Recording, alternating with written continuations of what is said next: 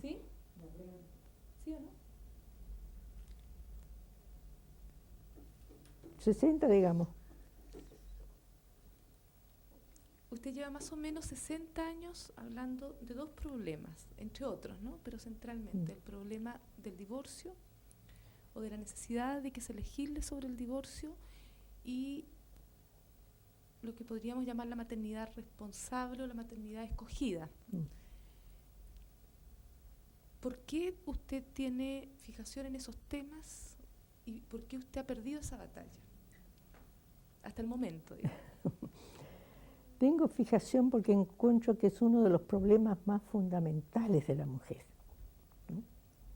El hecho de poder elegir cuándo y cuántos niños se tiene es un derecho para la mujer de primera interés, ¿no?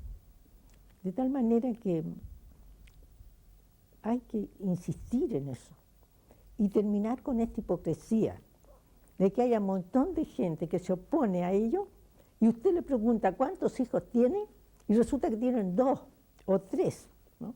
Y que me cuenten el cuento de que tienen 2 o 3 nada más que porque Dios se lo manda, ¿no? Es porque usan sistemas de control de la natalidad y no quieren que otras personas que están en una situación de económica baja lo usen. ¿Y el divorcio, señora Elena? El divorcio es un fenómeno social que existe, es una realidad. Nos guste o no nos guste, la gente se separa.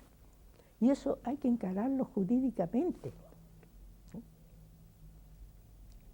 Nosotros aquí hemos tratado de salir del problema mediante las nulidades de matrimonio.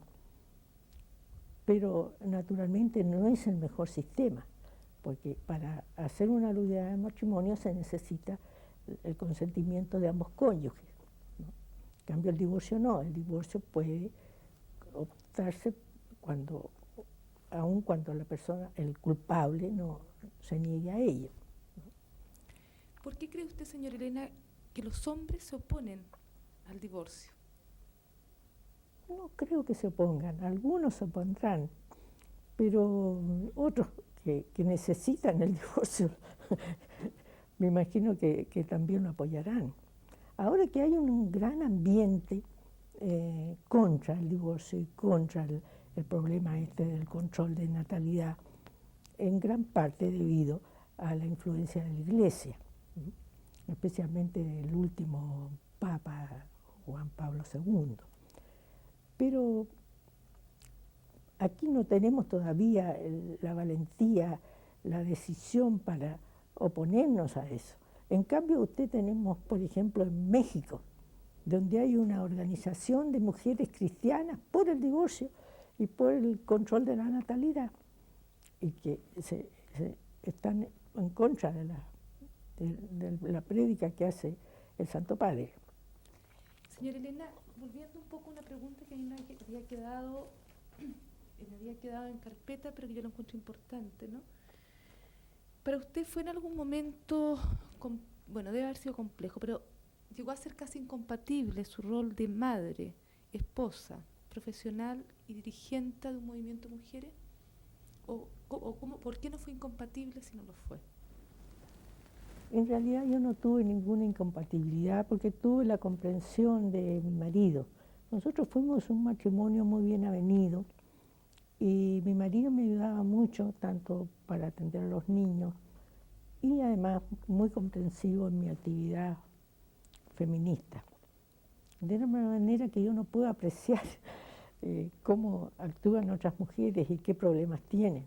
Además mi situación económica era siempre, si no muy holgada, por lo menos podía hacer frente a los gastos de mantener una casa, de tener personal, que me permitía hacer toda esa actividad. ¿Usted nunca fue una madre culpable? No, fíjese, no me he sentido nunca culpable y creo que mis hijos me tienen bastante cariño. Tengo 3 hijos muy valiosos y con los que tengo la mejor relación. Otra pregunta que también me había quedado. ¿De qué manera usted llevó adelante la problemática del poder entre mujeres? Cuando hablo, no hablo del gran poder, de los pequeños poderes. No sé si usted me entiende lo que hablo. Las mujeres en general, por su relación más esquiva con el poder o menos frecuente, cuando acceden a poderes muy minoritarios, grandes conflictos. ¿De qué manera usted llevó adelante, como dirigente, esos conflictos? No le entiendo la pregunta y perdóneme. ¿Cómo yo personalmente enfoqué eso? Lo que quiero decir es lo siguiente: cuando se genera algún movimiento o algún espacio para mujeres, manejado por mujeres, se genera un problema de poderes. De que varias o todas van a querer el poder, ¿no?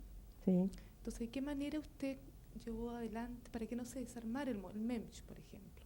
¿Cómo se las arreglaron con el problema del poder? No hubo nunca, fíjese, conflictos dentro del MEMS, y eso fue muy importante. Como dije ya anteriormente, el MEMS se manejaba de una manera muy democrática. Todas las decisiones se tomaban por discusión previa y después por votación. De tal manera que no había problemas, no había problemas dentro del MEMS. Y a mí no me ha tocado después encontrarme con esos problemas. Y cuando me los he encontrado, como pasó en la FECHIF, me retiré nomás. Señora Elena, me gustaría que abordáramos un poco el Chile hoy. Y ojalá, claro, yo sé que usted no es adivina, pero una posible visión de su experiencia, nomás, no de la adivinanza. Hay un problema notorio y clave que es en la representación parlamentaria, ¿verdad? En la Cámara de Diputados y Senadores hay muy pocas mujeres. Primero, sobre ese problema, ¿qué le parece a usted que indica, a su juicio, la escasa participación de mujeres en el Parlamento?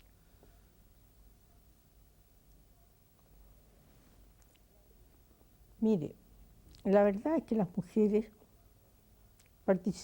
tuvieron un papel muy importante en la lucha contra la dictadura, ¿no?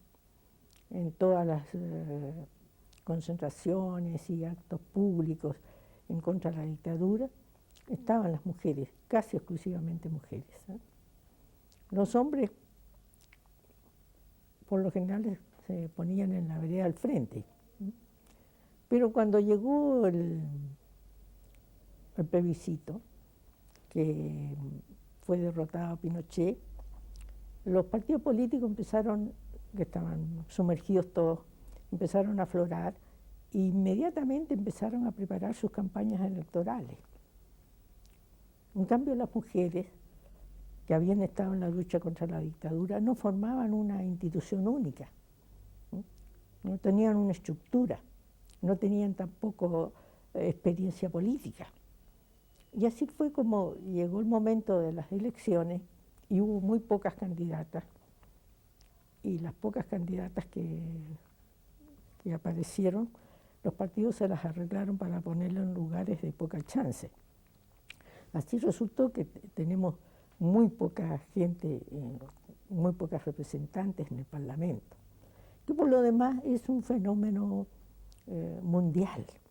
No hay ningún país del mundo donde la mujer tenga una representación igual al hombre en el Parlamento, ni aún en los partidos socialistas, ¿no? En los países socialistas.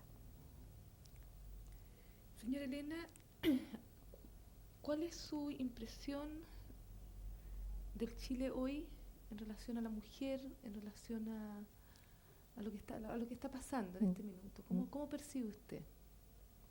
Mire, yo creo que las organizaciones femeninas están pasando por un momento de baja debido a que las dirigentes y las instituciones están apoyando esta transición hacia la democracia. Pero esto va a pasar, esto va a ser un momento, es algo transitorio. Cuando ya se solidifique la situación, ¿no? Yo creo que ya las mujeres van a empezar a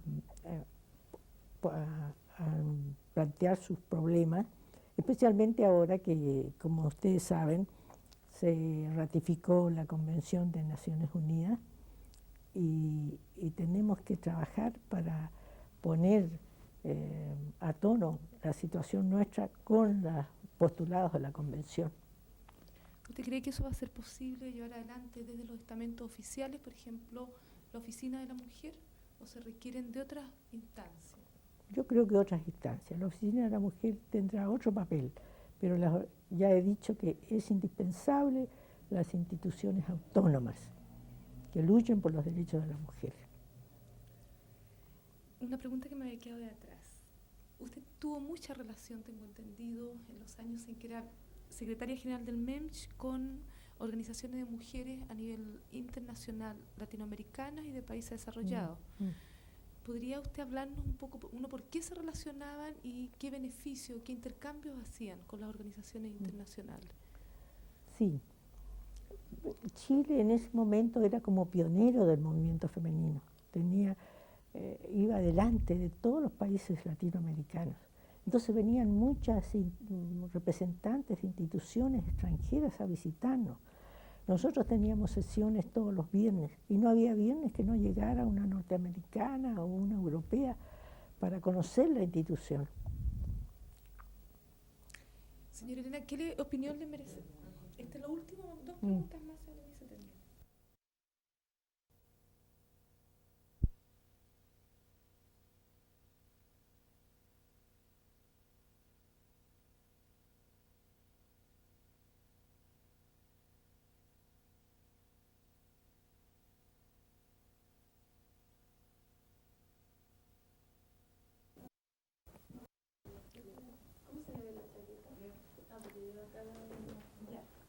¿Estamos? ¿Sí?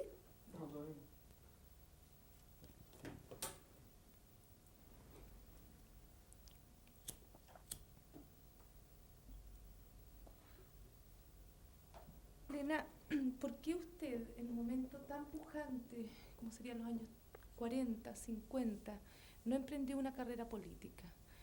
¿O por qué sé que algunas mujeres pertenecientes al MEMCH lo hicieron, como Julieta Campuzano, por ejemplo, pero ¿por qué usted, que era la ideóloga y una intelectual en esos tiempos, por qué usted no emprendió una carrera política?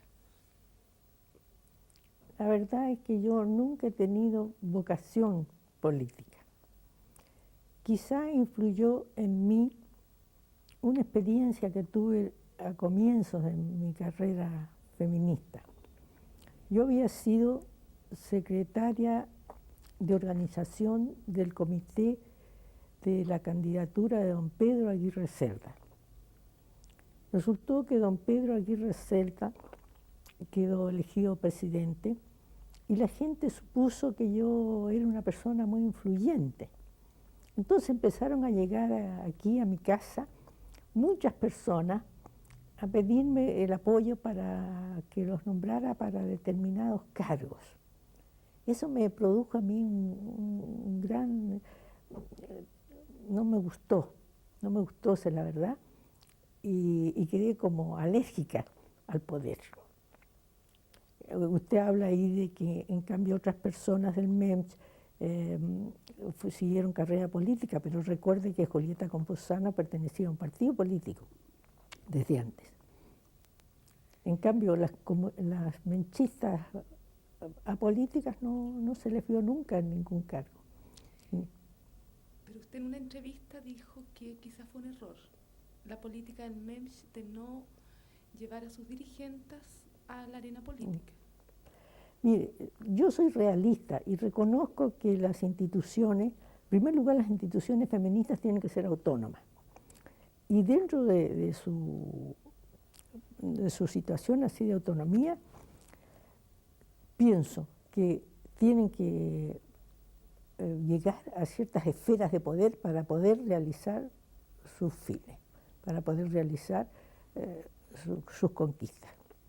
De tal manera que no hay contradicción entre mi posición personal y el que las organizaciones femeninas actúen en política. Entonces, para explicitar mejor esta parte, ¿usted piensa, su posición personal es que las organizaciones de mujeres deben ser autónomas de los partidos políticos? Sí. Si pudiera usted referirse a ese punto, porque ¿qué pasa si no hay autonomía? A su juicio, ¿cuál es el problema que se generaría? Pero entiendo que usted debe tener un pensamiento, Sí. puesto que usted postula la autonomía de los partidos y el poder sectorial, digamos. Sí. Bueno, las mujeres dentro de los partidos tienen que seguir cierta línea determinada y eso les impide tener independencia para plantear sus problemas. ¿Y sobre qué poder operarían ellas? ¿Con qué poder? Bueno, tendrían que entrar naturalmente al Parlamento.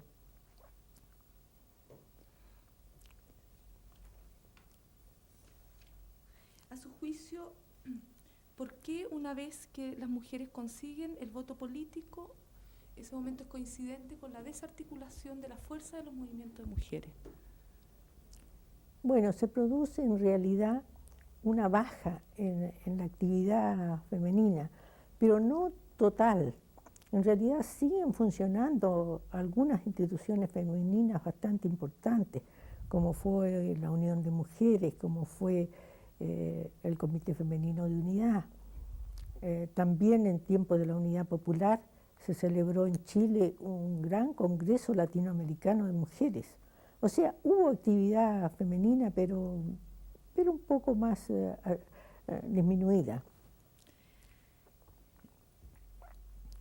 En concreto, parece que usted también fuera una figura que fue tocada por el voto político, en el sentido de que usted, no diría que se retira, pero sí ya no dirige una organización tan importante y tan pública, ¿no? ¿Cómo siguió su percepción, su pensamiento, su mirada sobre el problema de la mujer después del año 50? ¿Cómo trabajó usted? Bueno, yo nunca dejé de ser feminista y la prueba es que cuando empecé a ejercer la profesión y después me dediqué al estudio del derecho, escribí algunos libros de derecho que tocan a problemas de la mujer. Entonces, ¿qué yo pondría aquí?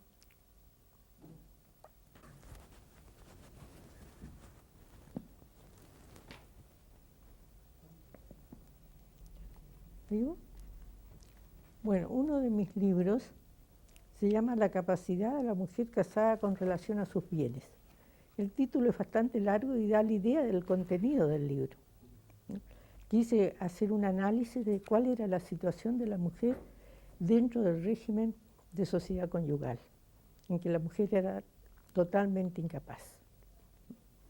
Ese es uno de los libros.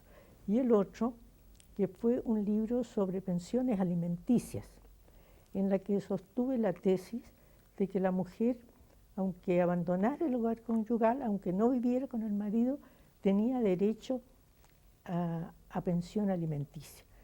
Tesis que no sustentaba la Corte Suprema. La Corte Suprema había declarado en numerosas sentencias que la mujer que salía del hogar conyugal no tenía derecho a alimentos. Yo escribí entonces este libro para demostrar que estaba equivocada la Corte Suprema. Y el libro tuvo bastante éxito. En primer lugar, porque me dieron el premio Ballesteros de la Facultad de Derecho de la Universidad de Chile. Y enseguida porque la Corte Suprema cambió de jurisprudencia también y empezó entonces a aceptar mi punto de vista. Son libros muy importantes, pero parece que usted escribió otro libro sobre el recurso de amparo. Sí, tengo también el libro de recurso de amparo, en el que sostengo la tesis que aunque durante el estado de sitio el presidente de la República tiene facultad para detener, ocurre que también los tribunales tienen facultad para juzgar, es decir, ellos apreciar si esa medida del presidente de la República está conforme a derecho y conforme a los hechos. Ese libro está prologado por Patricio Elwin, el que es actualmente presidente de la República, que además reconoció que mi tesis era la justa. Y tengo entendido que ese libro fue usado en los últimos años en Chile. Sí, fue bastante usado, aunque no aceptado por los tribunales. Los abogados lo usaron bastante. ¿Podría decir que lo usaron bastante del año 73 en adelante ese libro? por cierto, precisamente que son los periodos en que hay detenciones por el presidente de la República o por el Poder Ejecutivo, para no llamarlo presidente de la República. Bien, entonces del año 1973 en adelante se inicia la segunda fase, un segundo auge, diría yo, de los movimientos de mujeres, ¿no? Esto tiene una relación con el feminismo internacional, que logra, sobre todo el feminismo internacional de los años 60, que busca la paridad, etcétera, ¿no? Desde el año 1973 en adelante se produce la crisis y la fragmentación de un feminismo único. Hay muchas corrientes y muchas vías del feminismo. ¿Con qué corriente del feminismo usted se identificaría, señora Elena? Yo siempre sostengo que el feminismo es uno solo, pero que hay distintas corrientes, distintas, digamos, fases o orientaciones. Tenemos el feminismo reformista, que es el que persigue solamente la igualdad de la mujer ante la ley. Después hay otro feminismo, el feminismo radical, que pone el acento en el problema del sexo, especialmente en el derecho de la mujer a disponer de su cuerpo, del derecho de la mujer a la maternidad voluntaria. Y después hay un tercer grupo que sostiene que el feminismo, que las mujeres solo van a lograr su emancipación con un cambio en la estructura social. Yo estoy por esta última tendencia, ¿no? Y pienso que además del cambio de la estructura social tiene que haber un cambio en la mentalidad de los seres humanos, tanto de hombres como de mujeres, porque todavía hay bastantes mujeres que son machistas, ¿no? Últimamente, por ejemplo, me ha tocado leer algunas entrevistas de mujeres que tienen altos cargos en la economía y aún en el gobierno, que se declaran francamente antifeministas, o bien se pronuncian en contra del divorcio y en contra del derecho de la mujer a la maternidad voluntaria. Bueno, esto tiene que cambiar, pero costará muchos años, los mismos años que quizá que ha durado el sistema machista y el régimen patriarcal de la sociedad. Usted, señora Elena, está hablando del divorcio de hace...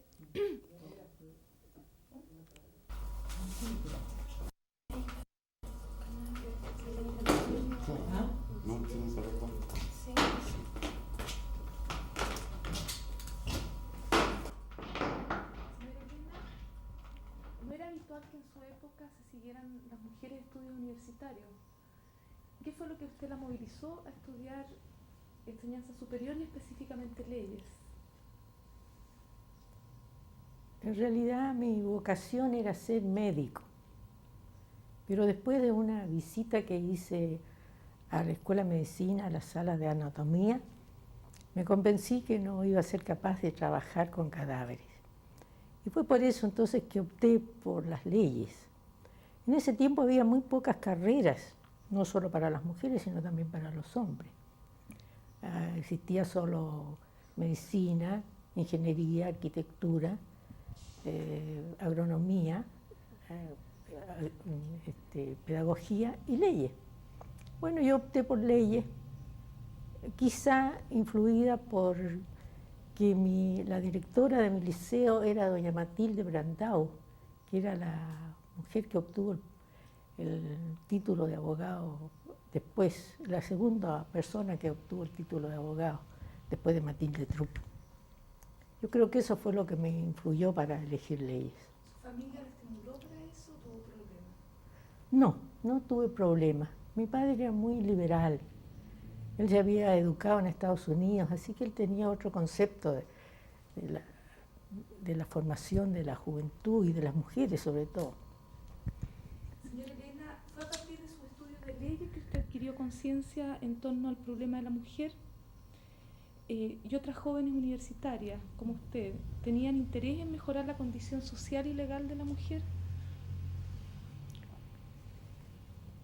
Bueno, en realidad al estudiar leyes me percaté de las diferencias y las insuficiencias que había en relación con la situación de la mujer con respecto al hombre.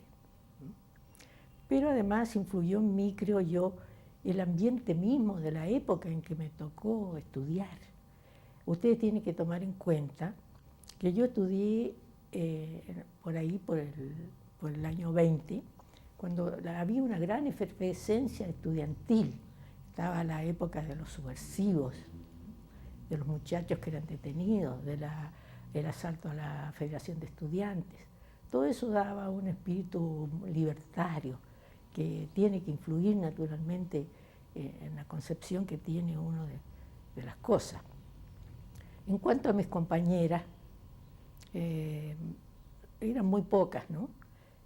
Creo que en mi curso había no más de 4 o 5. Y la verdad era que no se interesaban mucho por los problemas sociales. Ellas estaban ahí estudiando porque eso le daba un estatus, ¿no? En ese tiempo las personas de la clase media tenían interés en que sus hijos estudiaran y fueran universitarios, ¿no? Pero no se interesaban mucho por estudiar, esa era la verdad. Salvo una que después fue menchista, una chica que se llamaba Flora Heredia. Esta niña era, lo curioso que era de la Acción Católica. Y después, andando el tiempo, ella ingresó al MEMS. Y junto conmigo redactamos, porque ella fue abogado y ejerció activamente la profesión. Nosotros redactamos un proyecto de ley de voto femenino, que fue el que se presentó al presidente Pedro Aguirre Cerda. Aunque este proyecto no fue el que se aprobó en la Cámara después, en definitiva. Señora Elena, usted cuando terminó sus estudios de leyes viajó a Francia, aparentemente a seguir estudio de posgrado. ¿Usted se contactó allá con organizaciones feministas o su viaje le permitió ampliar o pensar los problemas que usted en los cuales estaba trabajando? No, en realidad no me contacté con ninguna organización feminista francesa. Yo creo que en ese tiempo tampoco había organizaciones de ese tipo. Yo fui a Francia especialmente para hacer un curso de posgrado, pero resultó que llegando allá me olvidé de las leyes. Me dediqué a leer literatura y a visitar museos, de tal manera que lo único que conseguí fue aumentar un poco mi cultura, pero como le digo, creo que las mujeres francesas en ese tiempo no se preocupaban. Hay que tomar en cuenta que las mujeres francesas solo obtuvieron el voto durante el Frente Popular, o sea, poco antes de la Segunda Guerra Mundial. Señora Elena, ¿cuál es su punto de vista respecto a las diversas organizaciones de mujeres que existían en Chile antes de 1935? Por ejemplo, los centros Belén de Zárraga, el Club de Lectoras de Amanda Labarca, etc. Bueno, yo no participé en esos grupos, ¿no? De tal manera que yo vine a tener conocimiento de ellos cuando quise estudiar, hacer una historia del movimiento femenino y me puse a buscar material y antecedentes. Con ese motivo, cuando escribí el libro ese sobre la feminista inglesa, sobre la sufragista, revisé la prensa chilena para ver cuál era la reacción de la prensa frente a la sufragista. Y me encontré con que naturalmente toda la prensa seria era contraria. Y el único periódico que en realidad apoyaba a la sufragista era el periódico de Recabarren, El Despertar de los Trabajadores.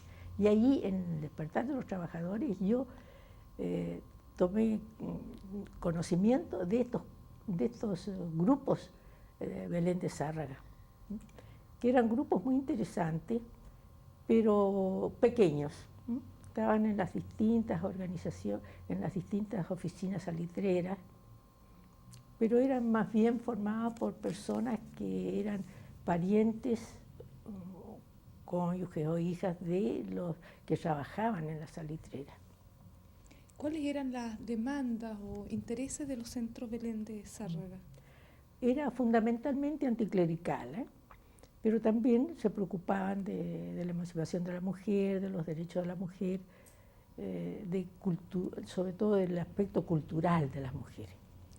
¿Y del club de lectoras, señora Elena? ¿Qué pasa? ¿Y no será el enchufe ya?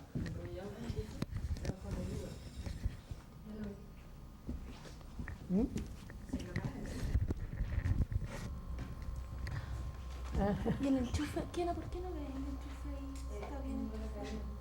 También va a irse para acá. A ver, espérate, no ves el enchufe. Ya. Señora Elena, ¿cuál es su opinión sobre el club de lectoras en la investigación que usted hizo? ¿O qué rol le adjudica usted a ese? Bueno, el club de lectura, lo mismo que todas las anteriores al año 35. Yo le pongo el caso del Consejo Nacional de Mujeres, de la Unión Femenina de Valparaíso. Todas esas instituciones no eran de tipo militante, no eran de tipo de lucha, sino eran más bien con sentido académico, de estudio. Había mujeres de cierto nivel intelectual, ¿no?, de élite. Esa era la composición de los grupos esos. Planteaban los problemas de la mujer, pero no luchaban por ellos, en fin, con cierta fuerza, con cierta energía.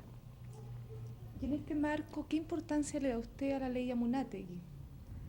Pero un gran importancia, de tal manera que yo creo que cuando se habla del movimiento femenino chileno hay que partir del decreto Amunátegui, ¿no?, que es la que permite entrar a la mujer a la universidad. Señora Elena, ¿de qué manera se forma el MEMS y cómo usted llega a ser su secretaria general? Su primera secretaria general.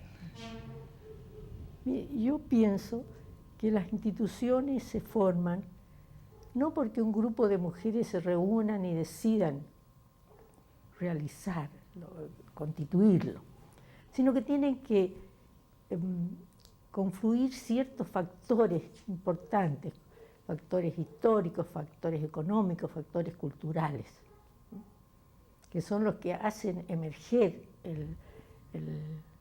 la institución y además la hacen duradera, porque si estos factores no existen, las instituciones son fugaces. ¿Y en ese marco cómo se forma el MEMS? En ese marco se forma precisamente porque el ambiente estaba propicio. Precisamente en los años en que se forma el MEMS estaba en desarrollo la idea del Frente Popular. Había una gran agitación sobre esa reunión de los grupos progresistas. Además, en ese momento había bastantes mujeres que tenían título universitario. Había aumentado enormemente el número de mujeres que trabajaban en industria, en el comercio, que trabajaban también en la administración pública. Entonces todo esto hizo que las mujeres se dieran cuenta de la necesidad de luchar por sus derechos. Señora Elena, ¿y cómo usted llegó a ser la primera secretaria general del MEMS? Bueno, decidieron elegirme, no sé por qué, quizá porque dominaba el conocimiento de las leyes, ¿no? Porque en ese momento el feminismo era un poco, como se dice ahora, reformista. Se dirigía más bien a obtener que terminaran las deficiencias legales.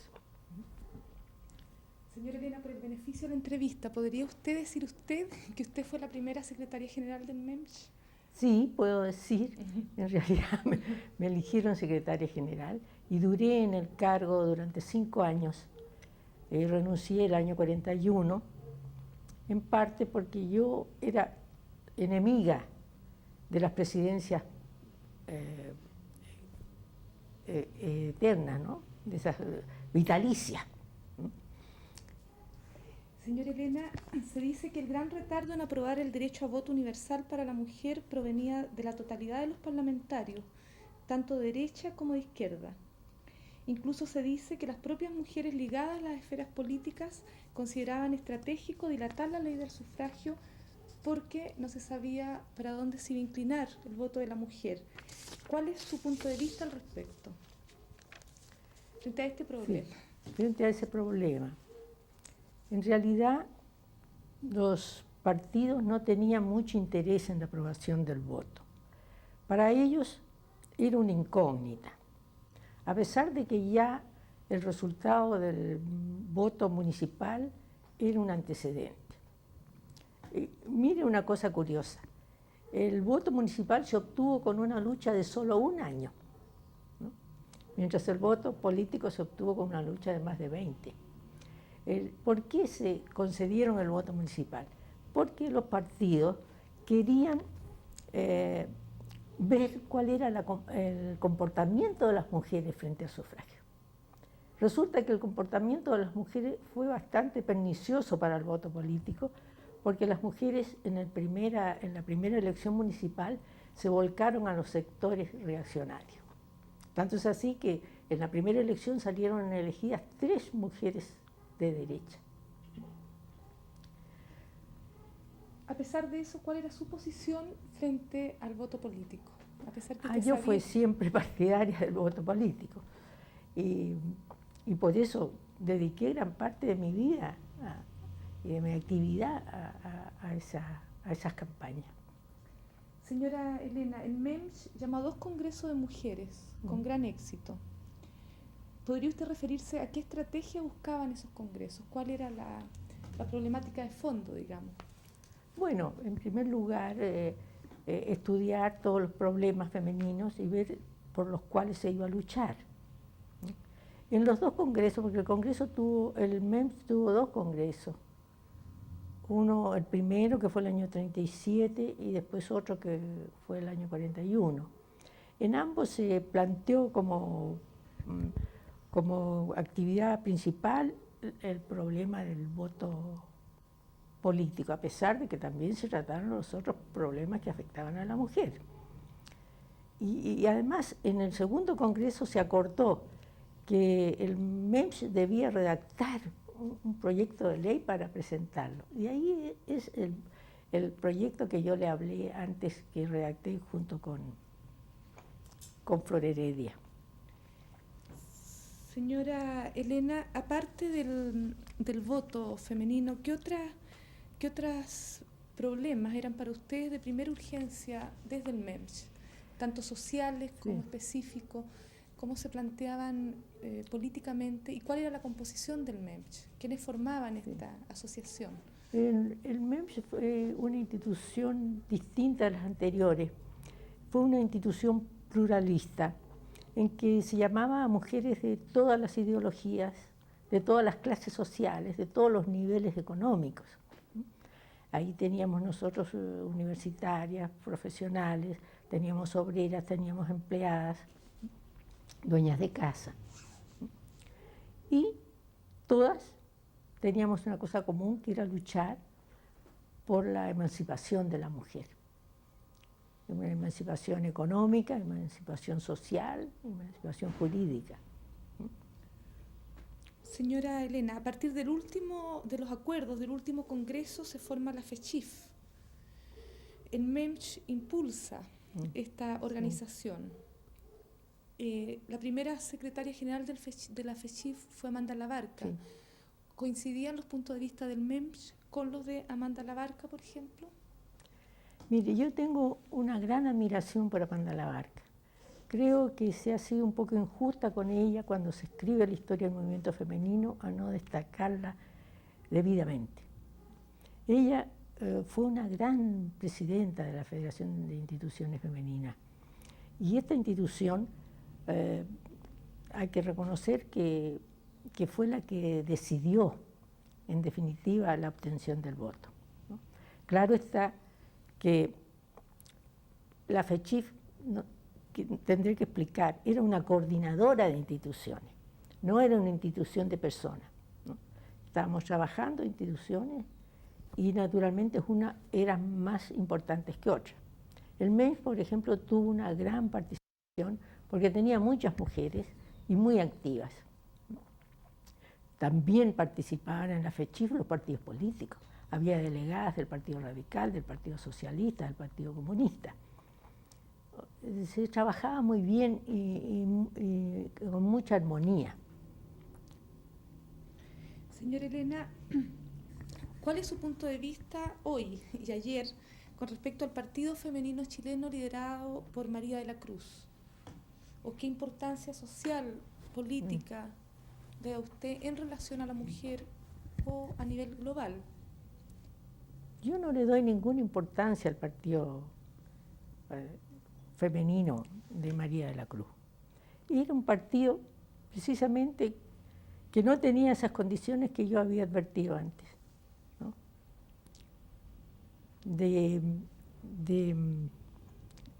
reunir, de tener un programa, de tener una doctrina. El Partido Femenino de María de la Cruz no tuvo nunca una doctrina.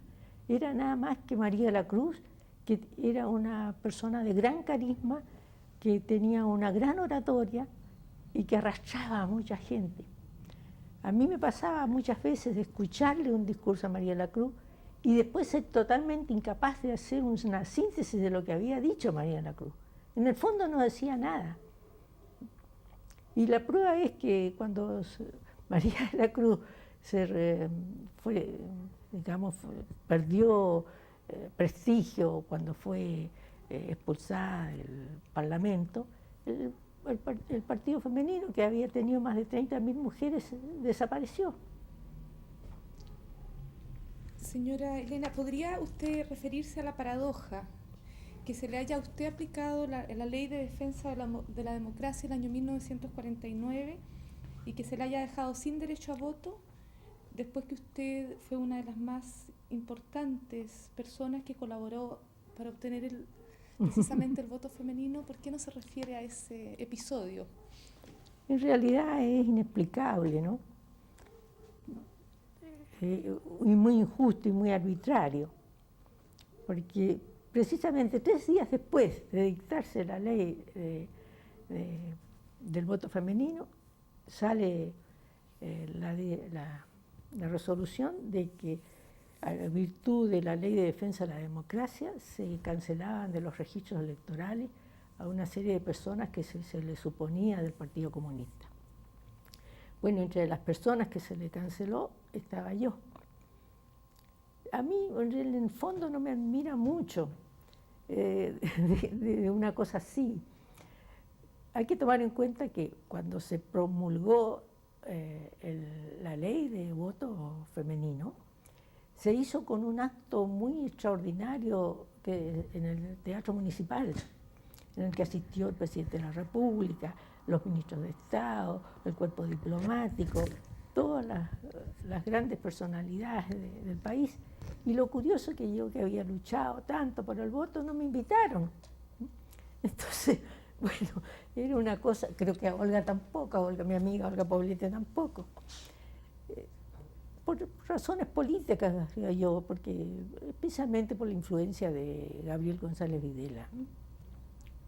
Que él además pretendía apropiarse del voto como que él se lo había dado a las mujeres en circunstancias que si el voto lo habíamos conseguido era a través de una lucha de muchos años y con mucho esfuerzo. Él lo único que hizo fue promulgar la ley como le corresponde a todos los presidentes. Cuando se aprueba una ley en el Congreso, al presidente no le queda más remedio que promulgarlo. Pero él lo hizo con gran aparato y de tal manera que todavía hay gente que dice que Gabriel González nos concedió el voto a nosotros.